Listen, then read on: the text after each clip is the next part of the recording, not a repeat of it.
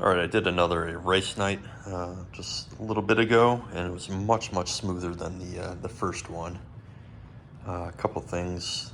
I made it a priority to do my little Cat 5 controller extensions, which made a huge difference. So what I ended up doing was I kind of color coded everything. So I left all the blue controllers.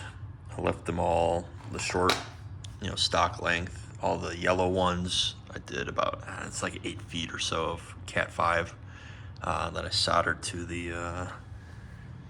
to the the board inside the controller. It was pretty straightforward. The controller's uh, board has marked what colors to use where, and just as long as you keep it connected on the Cat 5, easy peasy. Obviously, it's different colors, but yeah, just as long as you keep them straight when you do it, it wasn't too shabby. And it's definitely not the prettiest look for sure. So I ended up soldering each, and then I just put as much shrink wrap as I could to try to reinforce that. And if I get a permanent setup, obviously I'll probably do some sort of official RJ crimp on a cord to like a biscuit or something, make it easy to connect and keep the wires out of the way, because obviously this still it's a pain in the butt having the cable everywhere. But like I said, at that point I was wanting to be cheap. Anyways, and then for the red controllers, I think it's must be about 15 feet or so, maybe 12, 15 feet. Works out great, except for I can't drive, so that's fun. Getting owned on my own home track, that's just embarrassing. Yeah, not too shabby. We did have one scare, which was kind of interesting.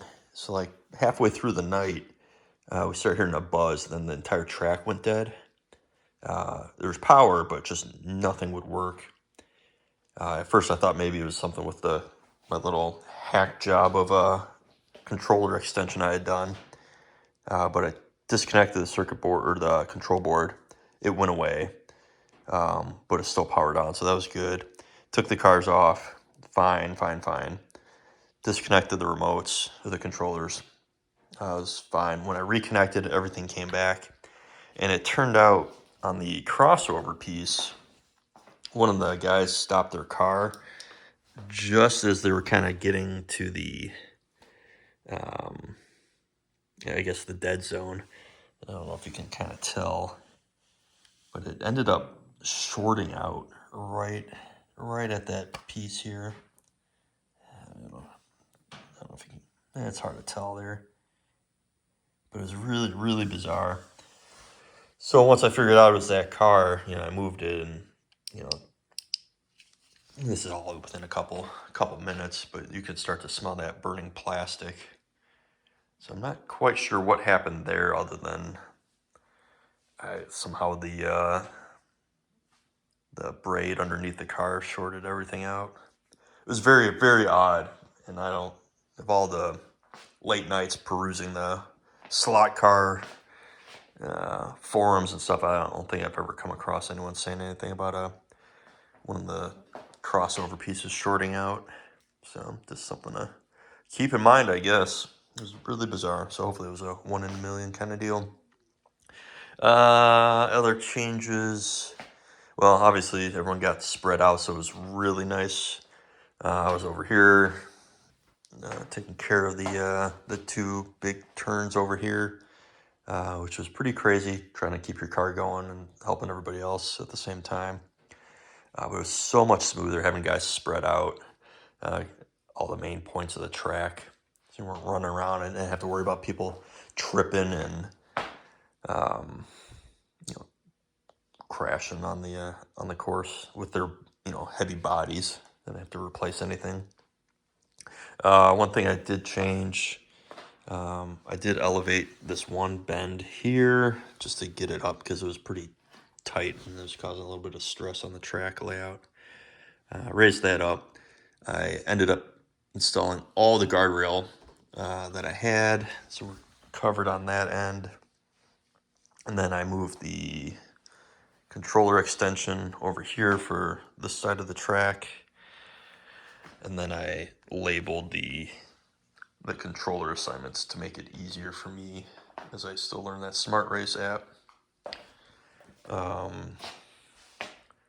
And then even with this labeled, when I was diagnosing why the track, all the cars went dead, even though I had all this labeled, this shroud is such a pain in the butt. So I think I'm gonna remove that. Hopefully I can. I think it was just held in by the couple screws, and then I think there's a Torx that was underneath the warranty sticker. I think that holds it in, and then I think I can pop this off. But you can't see, and then I'm, reassembling the track, trying to get everyone up and running again. And of course I, plugged the extension into the wrong port, and I can't figure out why, guy on assignment 2, his car isn't working, nothing over there was set up right. It was goofy, and of course, user error on my part. So yeah, that's just kind of a dumb design, I think, but especially for something that's more than likely on the floor for a lot of people. Yeah, otherwise the night went much better than the first night. So there's 2 new guys in this group tonight. We had 4 total. So me and another guy were from the original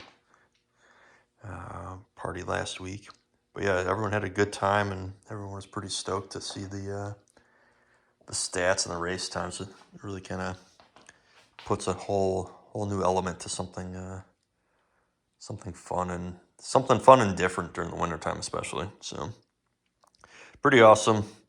Yeah, just one little update. Controller extensions work fine. So far, anyways, nothing catastrophic has happened. Just spread everybody out, and a little bit of tweaks on the track for now. Yeah, that's it. Yep, can't think of anything else. Otherwise, you guys have a good night. Take care. Bye.